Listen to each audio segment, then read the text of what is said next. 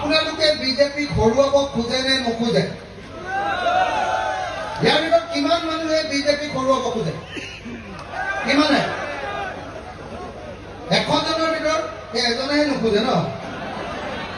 হা? চবে বিজেপি হৰুৱাব খোজে? সঁচাকৈ খোজে? যদি বিজেপি হৰুৱাব খোজে তেতিয়াহ'লে কেইটামান কাম কৰা বন্ধ কৰক। কেইটামান কাম মুছলমান মানুহে কৰা বন্ধ কৰক। এক, বদৰুদ্দিন আজমল সাহেবৰ মিটিঙলৈ যোৱাটো বন্ধ কৰি দিয়ক। নাম্বাৰ 1।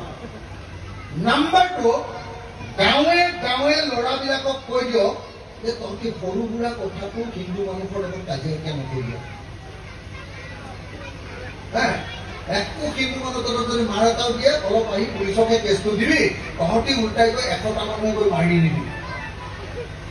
নহ'লে যিকোনো সময়তে হিমন্ত বিশ্ব শৰ্মাই হিন্দু আৰু মুছলমানৰ যুঁজ এখন লগাবলৈ চাই আছে, কাজিয়া এখন।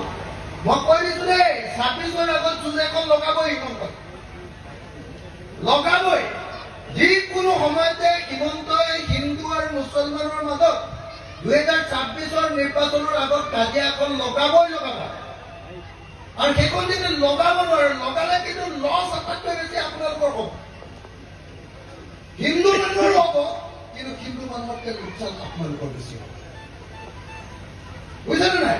সেইকাৰণে মই অতি স্পষ্টকে আপোনালোকক কৈ গৈছো যে আপোনালোকে নিজৰ সমাজত যেতিয়া নামাজ পঢ়িব, সেইদিনাই শুক্ৰবাৰৰ দিনাই কৈ দিয়ক যে আমাৰ ল'ৰাই ক'তো টাউনত গৈ কাজিয়া নালাগে। কৈ দিয়ক যে কোনো পধ্যে কোনেও চুৰ ধৰিবলৈ গৈ কাকো মাৰপিট নকৰিব। যদি হিন্দু ল'ৰা এটাক পালি চুৰ বুলিও পালে, তথাপি মাৰপিট নকৰি তাক পুলিচকে দি দিব। নহ'লে সেইটোৰ পৰাই ডাঙৰ কাজিয়া হৈ যাব। মানুহে চুৰ হয় নে নহয় কোনেও গম নাপায়, এনেই ধৰিলে মানে পিটি দিয়ে নে নাই, সেইটোৰ পৰাই কাজিয়া হৈ যাব। গতিকে মই আপোনালোকক এটাই কথা ক'বলৈ আহিছো যে 2026লৈকে কোনেও যাতে বিজেপিক সহায় কৰাকে কাজিয়া নকৰে, কোনেও যাতে বিজেপিক সহায় কৰাকে এনেকুৱা চুৰ ডকাইতি এইবিলাক কৰি যিমান থাকিব, 2 নম্বৰী কাম যিমান কৰিব, সিমানেই মুছলমান মানুহখনেই বেয়া বুলি বিজেপিয়ে টিভিত উলিয়াই হিন্দু মানুহবিলাকক আপোনালোকৰ পৰা আঁতৰাই দিব।